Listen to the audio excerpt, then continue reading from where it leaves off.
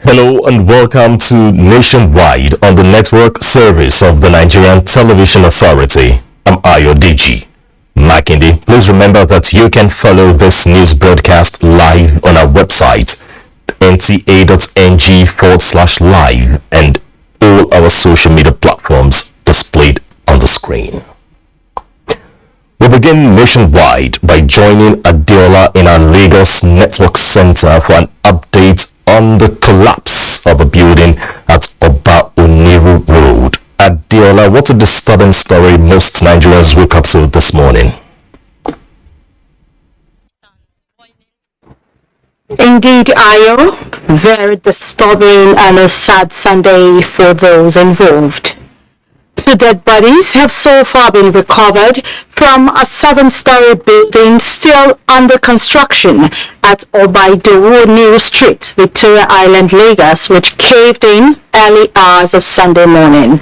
Amaka O has an update.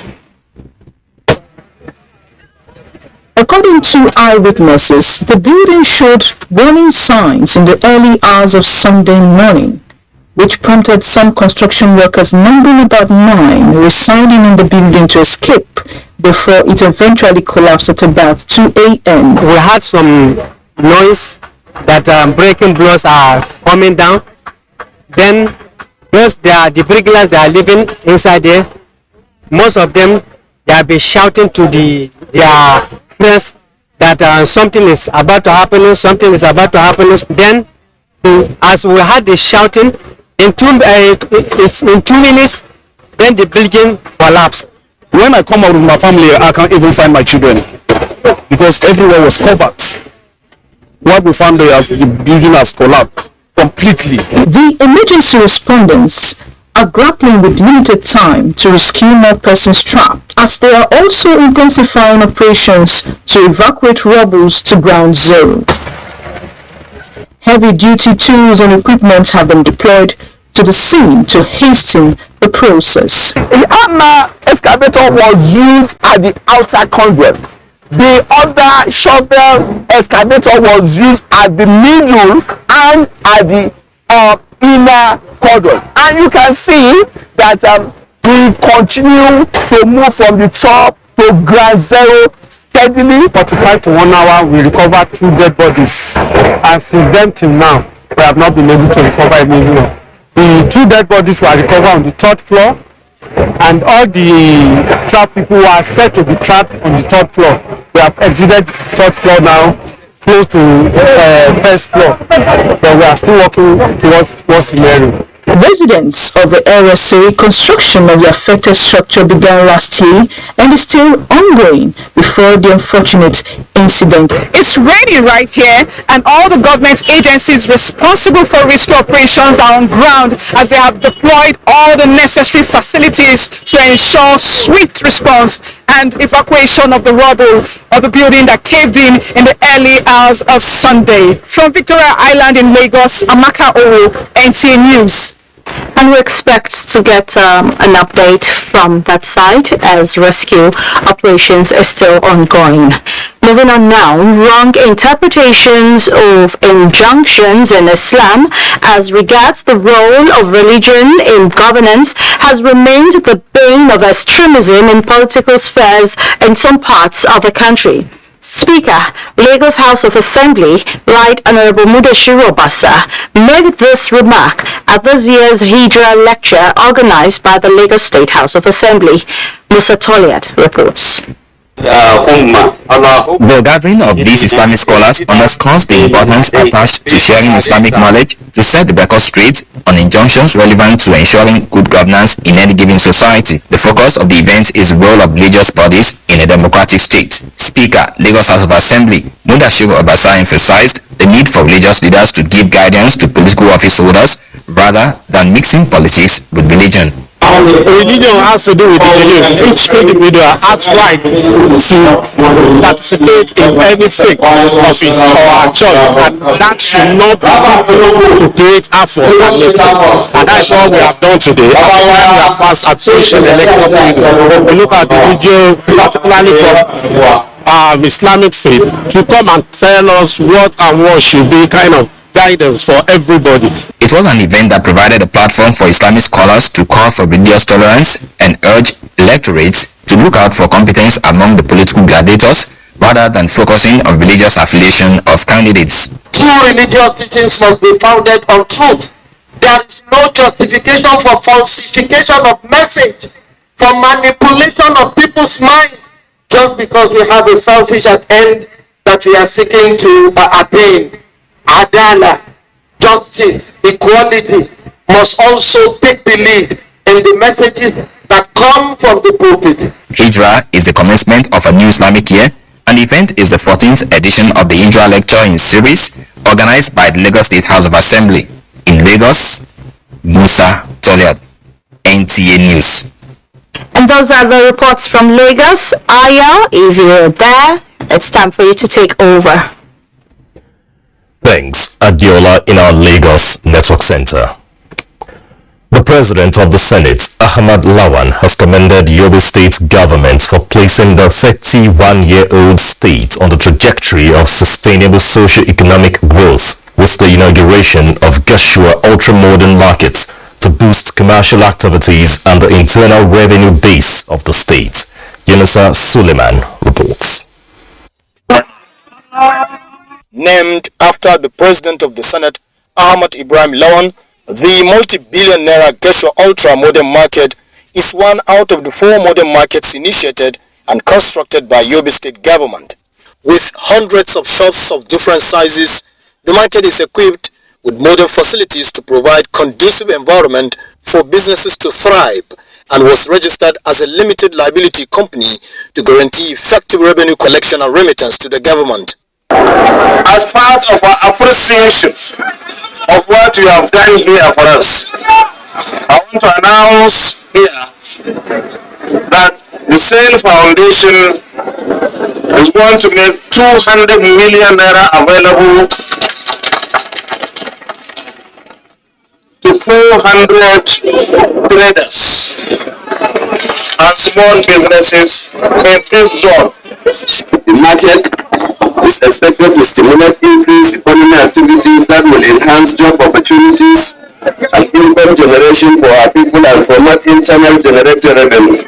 Meanwhile, a grand reception was organized by Yobe State government in honor of one of its illustrious sons, President of the Senate Ahmad Ibrahim Lawan, for its numerous contributions to the development of the state and Nigeria as a whole. The governor, Memala Buni, who was among various speakers at the gathering, described the nation's chief lawmaker as an apostle of a united Nigeria whose passion for an indivisible Nigeria is uncommon. In the matter, Yunusa Suleiman, NTA News. The Nigerian Navy ship Victory of the Eastern Naval Command has intercepted and handed over a suspicious truck with an unspecified amount of automated gas oil to the Cross River Command of the Nigerian Security and Civil Defense Corps. Maureen Leo Ajom reports. Of its zero tolerance on economic sabotage, especially oil theft, the NNS Victory Calabar seized 33,000-litre truck laden with unspecified quantity of automated gas oil along Harbour Junction, a route leading to NNPC Depot, Calabar. NNS Victory Calabar-based intelligence officer who handed over the seized truck to the Nigerian Security and Civil Defense Corps said the truck driver escaped, leaving the truck behind as soon as the truck was spotted. Whatever feat we have achieved is in line with the Chief of Naval Staff strategic directive that is being channeled by the Flag Officer Commanding Eastern Naval Command and also implemented by the Commander Nigerian Navy Ship Victory. So, and all these, they have stated their resilience to stamp out criminalities and legalities within NS Victory area of responsibility. and Eastern Naval Command area of responsibility in general. You find out that yes, we don't have pipelines, but the channels we have, the water channels, are the channels that are always used to smuggle this product. The synergy has really helped us so much in reducing oil theft. The Nigerian Security and Civil Defense Corps noted that the synergy with other security agencies, especially the Nigerian Navy, has gone a long way to reduce oil theft and other forms of economic sabotage in the country, while promising to carry out proper investigation into the matter. In Calabar, Maureen Ajom, NTA News. In a related development, the Kogi Command of the Nigeria Customs Service in the month of August intercepted contraband worth about 100 million naira, including cannabis sativa and foreign fertilizer, among other contraband. The controller of the command, Joseph Atta, stated this at the end of the month's press briefing. Of August, the command heightened its anti-smuggling offensive against smugglers and engaged in strategic meetings with traditional rulers and other organizations, aimed at changing the narratives as far as fighting smuggling is concerned. This, he noted, led to the seizure of assorted contrabands and improved the revenue generation in the command.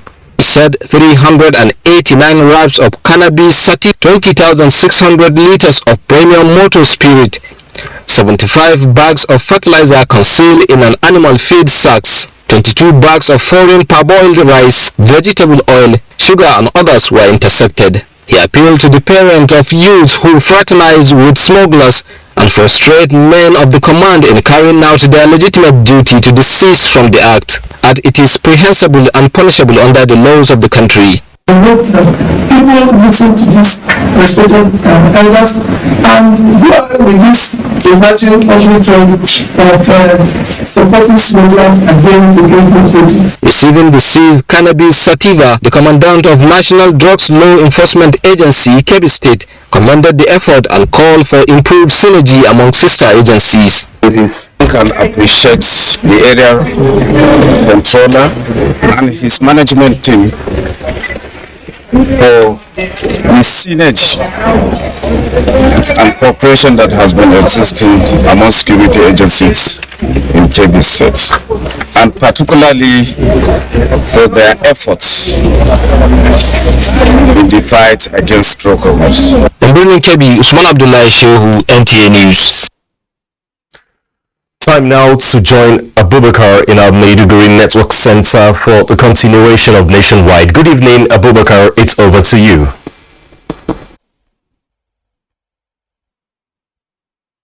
Good evening, Audiju, and thanks for joining us in Maiduguri. Religious and community leaders, youth and women groups in Borno State are being mobilized to play their part in the reintegration of children and low-risk repentant combatants in their various communities. This came up during a consultative meeting with the stakeholders jointly organized by the Borno State Ministry of Local Government and Emirate Affairs and that of Women Affairs and Social Development in collaboration with UNICEF. Milka Amalam has more on the story.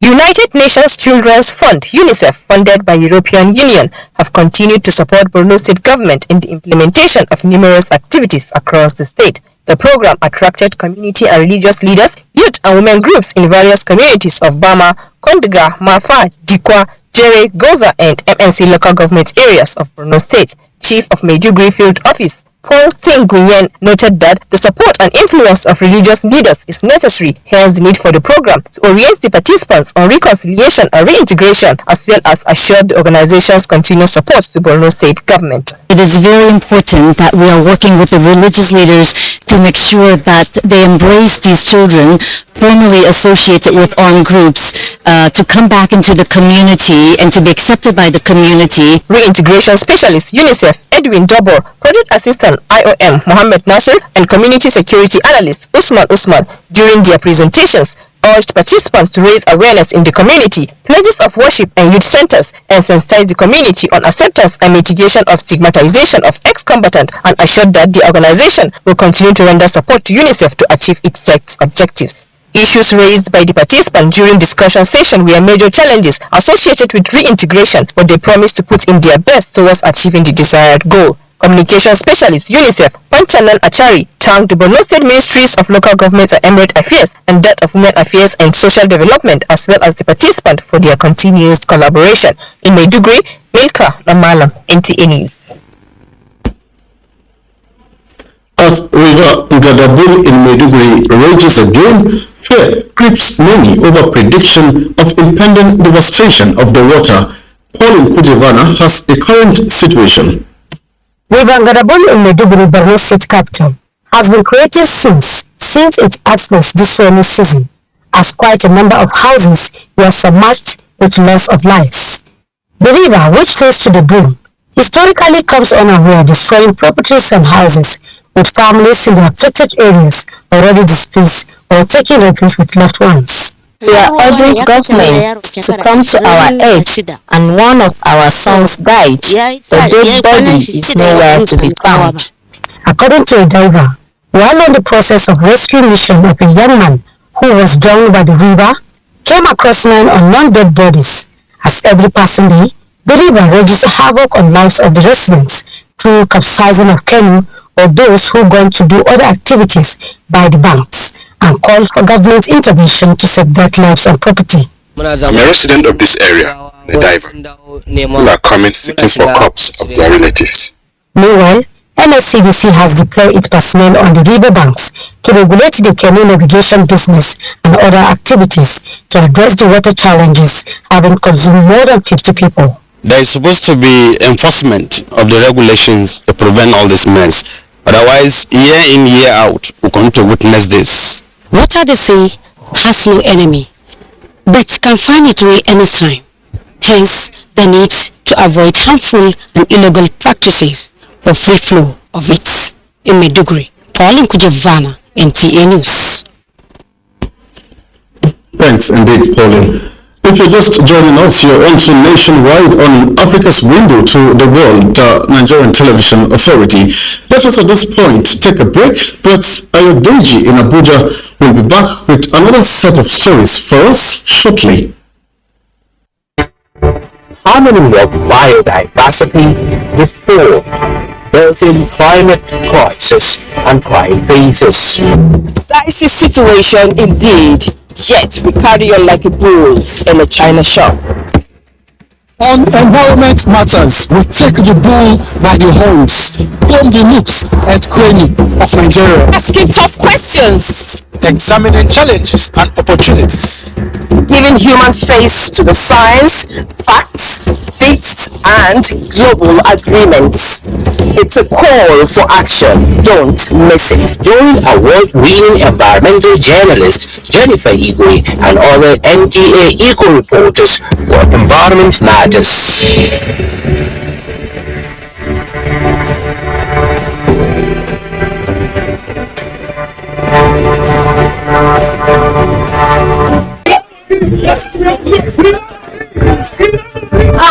Oh boy, this one where I read, you carry machete, you see carry gun, wetin you want take am do sef? After the para like this, I don't vex, Oh boy, calm down now. Like this, see like this, I dey go scatter those two businesses.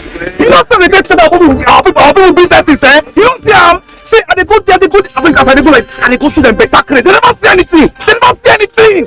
If you destroy their own for here, and they destroy your people for that side, especially that brother where they send you money, that way don't block. How you go take survive? See, this way talk not true. But I still dey vex. Calm down. Make we embrace peace. Peace and unity. Everybody. My people, make we gum body with peace and unity. Make we learn to live as brothers and sisters, so that the country will still move to permanent sides. This message from the Federal Ministry of Information and Culture. What are we doing as a nation to first of all settle our teeming populace, especially the NTA's political package, with the third eye on the nation's political scene? I'm Fisal.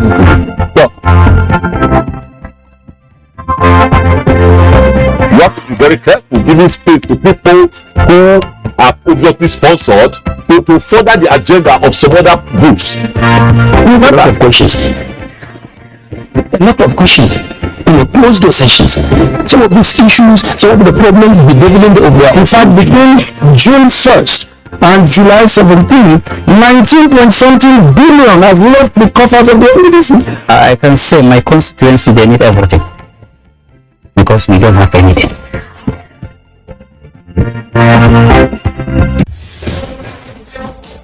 From dusk to dawn, 24 hours a day, NTA International is with you. In your living room, office, and everywhere, anywhere. We provide the company you desire in terms of balanced and up-to-date news, programs, and the best of entertainment.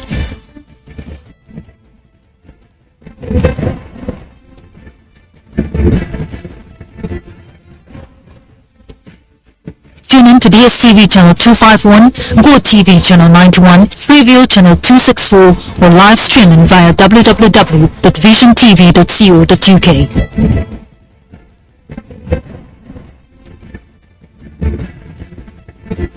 You can also see us on Facebook and YouTube for quality content on the go.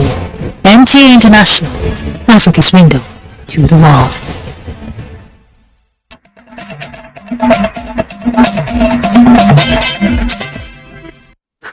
Welcome back.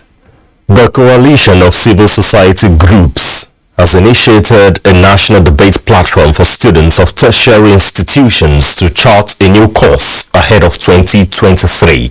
The body says the platform will articulate various issues across sectors with a view to identifying challenges and proffering solutions for a better, stronger and more united Nigeria.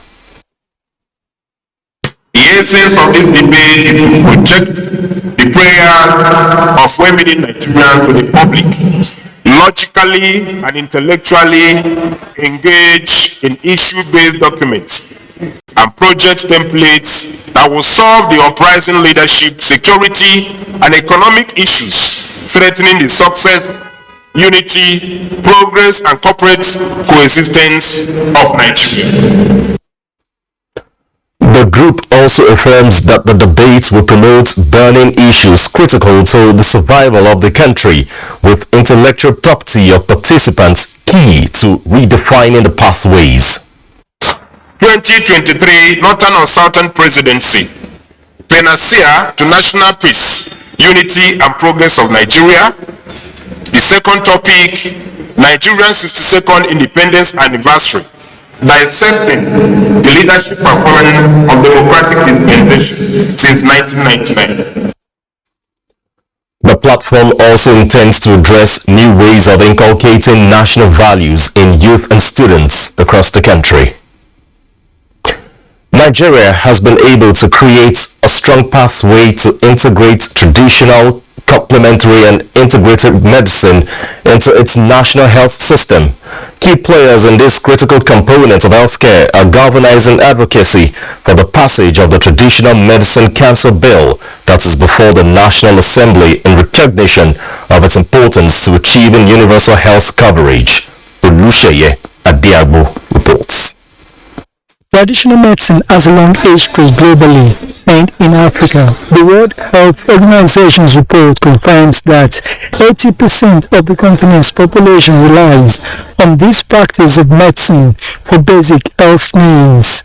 For more than 2 decades now, African Traditional Medicine Day has been marked to honor the integral role of traditional, complementary and integrative medicine in the health and welfare of generations of people on the continent. Nigeria has been active in the celebration, and Federal Ministry of Health is using this year's events to honor individuals and partners for their commitment in developing various forms of traditional medicine in the country. I dedicate this award to all the people who believe in herbal medicine. The hope is that things should be better. We hope that next thing is the council should be established, because once there is a council, it's easy for us to regulate the practice. The next most important step in Nigeria is to pass the Traditional Medicine Council Bill, which has been in the National Assembly since 2006. The Nigerian Television Authority was also applauded with exceptional award for its content to support the cause of the practice. NTA is committed to promoting and creating awareness of whatever that is our own. This year's event is themed 2 decades of African Traditional Medicine Day, progress towards achieving universal health coverage in Africa in Abuja. Initially, Adiago and News. Ibadan is our next stop on Nationwide, and Kemi will be our guide. It's over to you, Kemi. Thank you, Ayodeji, and welcome to Ibadan. The federal government is set to revamp the nation's laboratory technology in line with global standard. This was mid-noon at the evaluation of science laboratory technology and maintenance of equipment by the Nigerian Institute of Science Laboratory Technology. Kaijo Ladushu has the details. With the mandate to advance science laboratory technology in Nigeria through practical analysis in finding solutions to critical issues in the society, the Nigerian Institute of Science Laboratory Technology, through capacity strengthening for science laboratory technologists in line with global trends, set its focus on evaluation, performance, and maintenance of laboratory equipment in Nigeria. A good standard laboratory, any information or data coming from such laboratory is supposed to be accurate, reliable, and reproducible. Now, talking about science, technology, and innovation, if there is a enabling environment, I said we have the human capacity, we have the natural resources. The opinion of the participants at the gathering was that continuous training of personnel is key to boosting desired maintenance of laboratory equipment. The training of that personnel, the person must know about the structure of the lab, architectural design of the lab, what the lab is supposed to entail, and equipment that's supposed to be in the laboratory, the infrastructure, and of course the documentation, which is SOP, that's supposed to be used in the laboratory for the equipment and the facility to get good results. Giving attention to science laboratory technology as the hub of science, research, and development, it was a consensus at the 2 days event that the federal government is on the track for advancement of the sector across the country. In Ibadan, Kado Ladishu, NTA News. The Central Bank of Nigeria, CBN, in October 2021 launched Nigeria's central bank digital currency, e-Naira, to reduce cash inflow in the country and encourage electronic bank transaction for all. With the launch of the USSD code recently by the CBN to enable Nigerians enjoy e-Naira, Ahmed Fulani examines the benefits and difficulties of using the electronic bank transaction. Nigeria became the first African country to introduce a digital currency that will be used in lieu of cash as a means of business transaction. The policy is aimed at promoting and facilitating financial inclusion, enable direct welfare disbursement to citizens, as well as facilitate diaspora remittances, which in turn will boost the country's economy.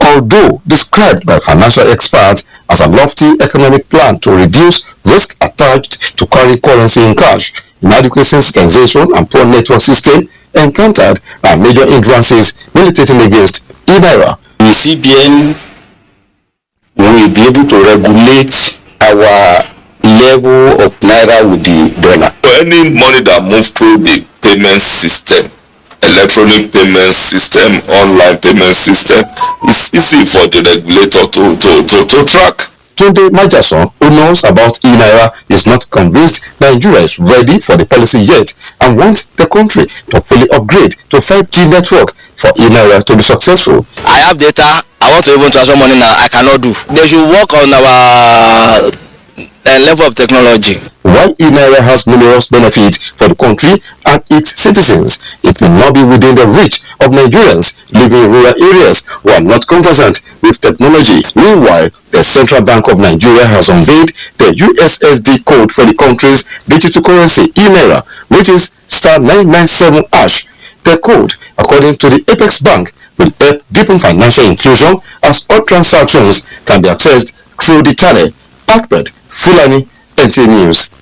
And that's it from Ibadan. Back to Ayodeji in Abuja for more reports on Nationwide. Thanks, Kemi, in our Ibadan Network Center. Let's go for a break on Nationwide. When we return, there will be more reports. Do stay with us.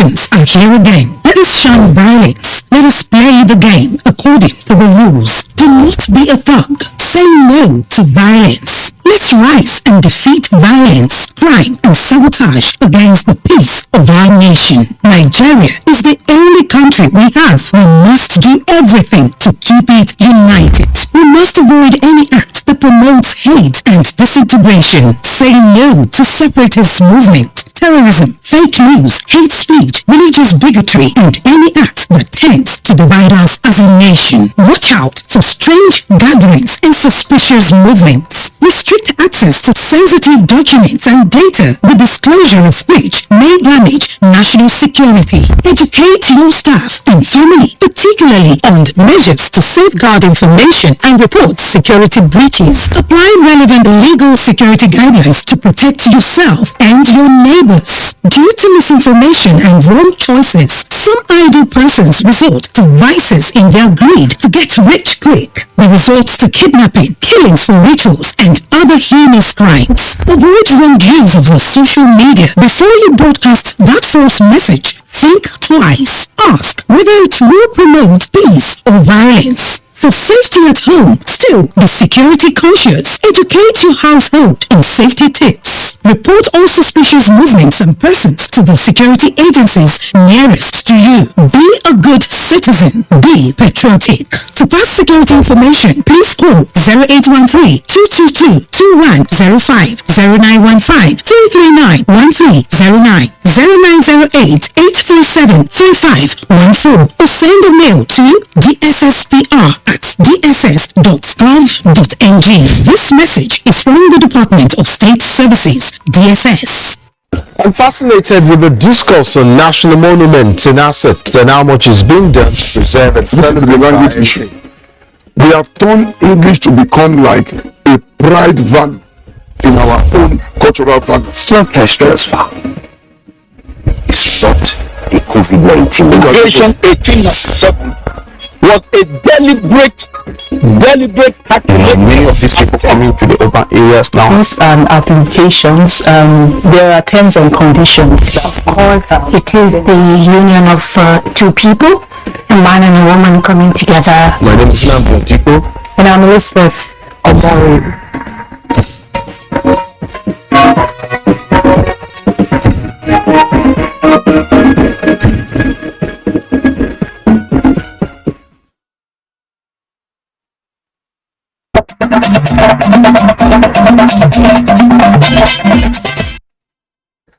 Thanks for staying tuned. Remember that this newscast is live on our website nta.ng/live and all our social media platforms displayed on the screen for updates. The Federal Road Safety Corps has refuted rumors making the rounds in some sections of the media on the possession and use of firearms. In a statement, the Corps says the viral image showing one of its personnel posing with a rifle from Safety Security Agency in 2018 was condemned and appropriate sanctions meted on the officer. The Acting Corps Marshal Dauda Bill appealed to the public to disregard the recirculated image as FRSC is committed towards ensuring safety on Nigerian roads in line with best practices. Parents and students in Zamfara State have made a passionate appeal to the federal government and the Academic Staff Union of Universities to urgently reconcile the 6-month-long strike in the interest of the nation. Jamilu Ibrahim completes the story. Federal University Gusau campus, it has become a shadow of itself, and this replica of what is obtained in almost all the campuses of the public universities across the country. The recent declaration of total and indefinite strike by the ASU National Executive Council has obviously aggravated the tension of the students and their parents, as the opening of the universities seems not to be in sight. Because the closure of the universities has caused a lot of things, especially in crime. The crime rate has gone up. Ask the police, they will tell So what happens? It has to be stopped. Then masses have to be opened. We want to develop technologically, we want to advance economically, but yet our children are still lingering at home. With this insecurity happening everywhere in Nigeria, you allow children, kids, without going anywhere for 7 months. It's really uncalled for. The respondents who expressed divergent opinion on the situation, they are however unanimous in their call to the federal government and the ASU to urgently reconcile in the best interest of the nation. ASU should try to understand the essence, because what they are doing now affects only the low-income earners. People like me, like you, like those who cannot send their children out of the country. We have the Council of State. We have other stakeholders. The former presidents can intervene. Members of the National Assembly can also intervene. I don't see any reason why, this crisis of ASU and the federal government should be allowed to continue. I appeal to both parties to go back to their negotiation table in order to resolve this issue, so that we, the students, can go back to our campuses to continue with our academic activities. The ASU Secretary General of Federal University Gusau Chapter, Dr. Al-Amin Lawal, who opined that the demands of the lecturers are largely been misconceived by the general public, however said the union is still open to sincere negotiation with the federal government. We have made it clear that the strike is not about money, it's about revitalization of the universities and making our universities competitive globally. Most of the respondents are however optimistic that with the involvement of more respected individuals, groups and organizations in the call for urgent and amicable settlement between the two parties, the protracted industrial action will soon be over. In Gusau, Jamilu Ibrahim, NTA News. Closing gaps in the educational sector in Yobe State is the interest of key stakeholders in a retreat to restore lost glory after insurgency. The one-day retreat is to develop operational guidelines by Yobe State Education Trust Fund that will lay a solid foundation for the fund's smooth takeoff. Abdullahi Musa Suleja reports. That the Northeast will be remembered for a long time to come is the insurgency that ravaged the region. Yobe, one of the states in the region, declared a state of emergency on education to raise quality in the sector, which by record is disadvantaged even before the insecurity issues, a development that necessitated the establishment of the Education Trust Fund. Today's occasion therefore is a clear testimony of our commitment and focus on the land a solid platform for our multifaceted development pursuits with the intent of raising the quality of our education to give up the necessary impetus. The task of building the education sector in that state lies with the Trust Fund, and the members constituted to handle the fund pledge commitment and are optimistic of positive results. Abdullahi Musa Suleja, NTA News. The federal government has assured the Projects Development Initiative PRODA Enugo State of its support towards realizing its mandate of promoting the establishment of indigenous industrial projects through research. The Minister of State Science, Technology and Innovation, Henry Iko, gave the assurance in Enugu during the familiarization tour inspection of facilities at the institute. Chidi Okorafor reports. The Project Development Institute, PRODA, situated in Enugu, is saddled with the mandate of carrying out research in industrial materials and processes to pilot plant stages, which include engineering, design, development, fabrication, among others. The Minister of State for Science, Technology and Innovation, Enrico, assured that the Ministry and PRODA will synergize and partner private sectors to ensure that research are commercialized in order to create employment for the teeming youths. The Minister reiterated the need to produce and source raw materials locally rather than importation. If we can research and do it in PRODA, we need to also get people. Private sector, every economy, everywhere in the world. For you to grow, you must work with the private sector. Anything you think that the ministry can help you to do, we will do that. The Director General, Project Development Institute, PRODA, Dr. Peter Okudilichukwu Yobe, while enumerating the challenges facing the institute, solicited for support, noting that science, technology, and innovations hold the key to the progress and development of any nation. Restoration, the program will be going to apply and bring economic growth and that future will start. And institute is at the forefront for every person in the economy forever. The minister and his entourage inspected the equipment in engineering, ceramics department of Proda, among others. In Enugo, Chidi Okrafo, NTA News.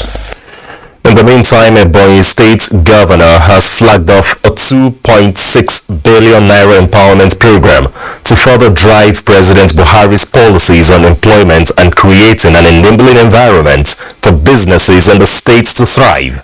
Chika Okori reports.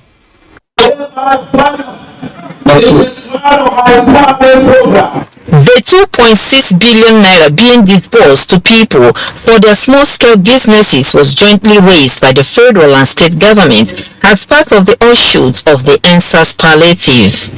Governor David Umahi, who revealed that about 3,480 Ebonyi people will receive at least a minimum of 300,000 naira each from the fund, urged them to support the ruling All Progressives Congress (APC) to win the next year's general elections landslide. We know business conference, and we set aside money to empower our brothers and sisters, our mothers and fathers. And this is the first stage of it. We have a total of 2.6 billion cover.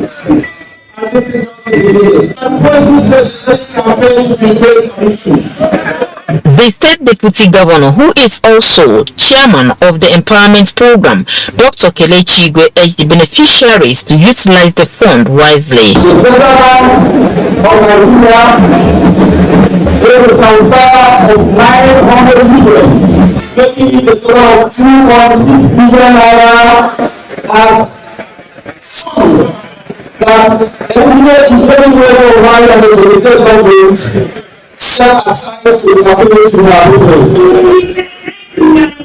Some of the beneficiaries were presented with checks at the event.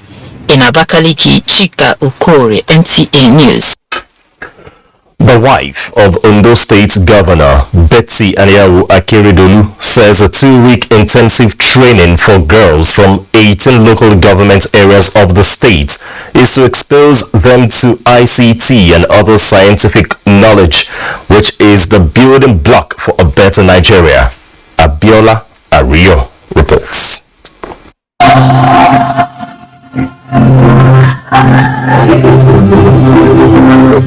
There will be more summer boot camp is an initiative of the wife of the Ondo State Governor, Mrs. Betsy Anyawu Akeredolu, geared towards closing gender gap and aiding the empowerment of the 21st century Nigerian girl child with the right knowledge and skills to impact the society positively. After a 2-week impactful training on various skills such as installation of solar power, ICT and artwork, among others, these girls can boldly say they are change agents in their world. I'm actually a very good dancer, and I was actually able to improve my dancing skills and much more things. I learned taekwondo before.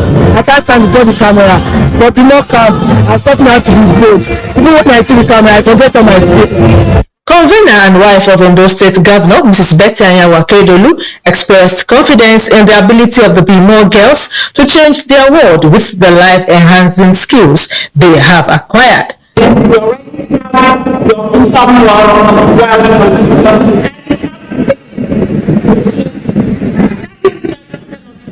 Deputy Governor of Ondo State, Lucky Ayedatiwa, among other dignitaries, urged the graduates to make good use of the lifetime opportunity. Go you and reduce your power. Make it happen and impact your world positively. To know that you do negative and the world there, and the format of dashboard of the well-being side or some. Highlights of the event were presentations of cash and gift prizes to outstanding graduates, as well as various presentations by the Bimo girls. In Akure, Abiola Rio, NTA News. The Center for Research and Historical Documentation, Ahmadu Bello University, Zaria, also known as Arewa House, in the build-up to its annual lecture says Nigeria's travails can be traced to colonialism. Suleiman Rigachikun reports. The formation of Southern and Northern Protectorate in 1914 is misconceived by many as the foundation of Nigeria's unity in diversity. When the British saw that the nationalists are fast-tracking the decolonizing forces and eventually they captured or orchestrated the Richard Constitution.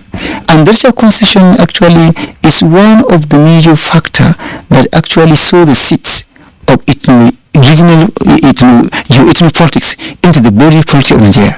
And up to now, our political elite, because of their ignorance of the historical process and the main objective and goal of the Richard Constitution, they continue to promote politics within the lens of ethnicity or regionalism. To reorient Nigerians and the world of the socio-cultural, economic and political fusion among and between the diverse ethnic nationalities prior to British colonization, Center for Historical Research and Documentation, Arewa House, Kaduna, convenes a public lecture for historical scholars to speak to issues of diversity and national unity. What we need to understand or want to realize, which is very critical, is we have to understand long before the British came into Nigeria, there is a lot of intermingling, there is a lot of fusion between the diverse ethnic that religion said.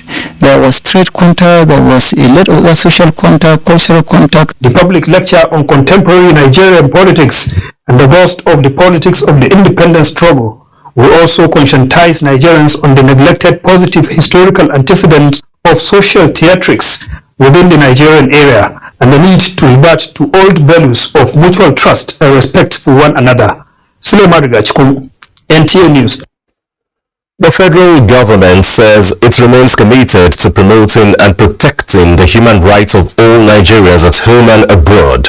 The special advisor to the president on policy and coordination, Habiba Lawal, stated this while inaugurating an interministerial committee on the 4th United Nations Universal Periodic Review of Human Rights Situations in the country on behalf of the Secretary to the Government of the Federation.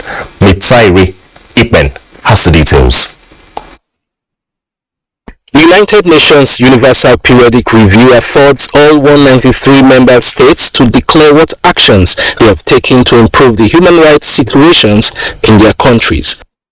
The human rights peer review process also aims to provide technical assistance to member states and enhance their capacity to deal effectively with human rights violations. Nigeria has been peer reviewed 3 times in 2009, 2013 and 2018, with a 4th cycle review due in 2024. This interministerial committee has the responsibility of preparing and submitting a draft country report that will include steps taken so far to implement outstanding recommendations on human rights. I have no doubt that the review of the implementation of our accepted recommendation of the 3rd review cycle and the draft 4th country report will reflect the true position of the human rights situations in the country. We intend to take this assignment very seriously, and we realize that it requires hard work, sacrifice, and commitment. The Solicitor General of the Federation co-chairs the committee with the Permanent Secretary, Ministry of Foreign Affairs, Gabriel Aduda. Mitaire Ikben, NTA News. The Secretary to the Government of the Federation, Boss Mustafa, has called on religious leaders in the country to pray for the nation and its leaders for prosperity. He made the call during a church service marking the retirement of Chief Judge of Adamawa State, Justice Nathan Musa, after attaining 65 years of age, held at St. Monica Lutheran Church of Christ Cathedral in Yola, Adamawa State. Correspondent Simon Asha reports. It is often said in life, there is always a time to live and a time to die. And in between is a privilege to live to the glory of God and humanity.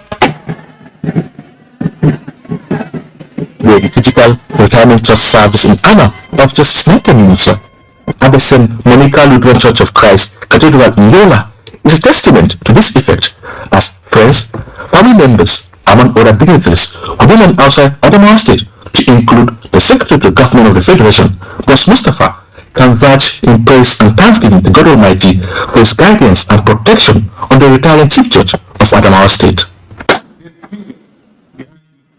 I trusted in the God and tried to do the right thing at the right time. While blessing the retiring Chief Judge and his family, the Archbishop, Lutheran Church of Christ in Nigeria, LCCN, and President, Lutheran Federation, Musa Pantifilibus, enjoined him to see his retirement as an opportunity to redirect his life to the service of God Almighty. The Secretary to the Government of the Federation, Boss Mustafa, commended Justice Nathan Musa for his milestone achievement and called on the people, especially religious leaders, to always pray fervently for the country and those in position of authority for the good of all. On behalf of Musa and his family, we want to thank you for constantly upholding those of us in the blessings of responsibility in prayer and with counsel and guidance. Ebina, marking his 65th birthday, was held at the banquet hall Yola as guests, dine and wine in merriment with a valedictory session earlier held in his honor as judges from the nooks and crannies of the society, with Governor Ahmadu Marufin III of Adamawa State gathered to bid farewell to a judge described by many as a Jewess by excellence. In Yola, Simon Asha, NTA News. For the automotive industry in Nigeria to contribute the projected 10% to the nation's GDP, the right credit mix and policies must be activated in order to create enabling environments for existing assembling plants to thrive. Experts say the starting point should be to address the pricing barrier, which tends to limit patronage. Michael Olaleye reports. The policy document on the National Automotive Industry Development Plan gives a clear insight into the actualization of Nigeria's path to having a robust and indigenous automobile industry. The initiative was expected to create employment for the teeming youth and make Nigeria a force to reckon with in the area of research, design and development. But since its approval in 2014, stakeholders say result has been relatively low. 56 companies were licensed to assemble vehicles locally in Nigeria. There are only about 6 that are barely pooping. For Abiodun Oshokoya, who has a stake in the repair and maintenance subsector of the industry, the policy has not delivered expected results simply because none of the raw materials used by assembling plants for production are sourced within. All over the world, everybody is assembling. But the basic things we need locally to make the automobile industry viable are the parts. Where are the parts? We are importing. Why can't we have investors in that particular area? Although government's intervention in form of increasing tariff and duties of foreign used vehicles is a move targeted at increasing the patronage of vehicles assembled in the country, but how has pricing hampered expected progress? If you want to assemble vehicles in Nigeria and you want the Nigerian populace to patronize it, it also means that there must be an avenue whereby the average Nigerian will be able to afford such vehicles.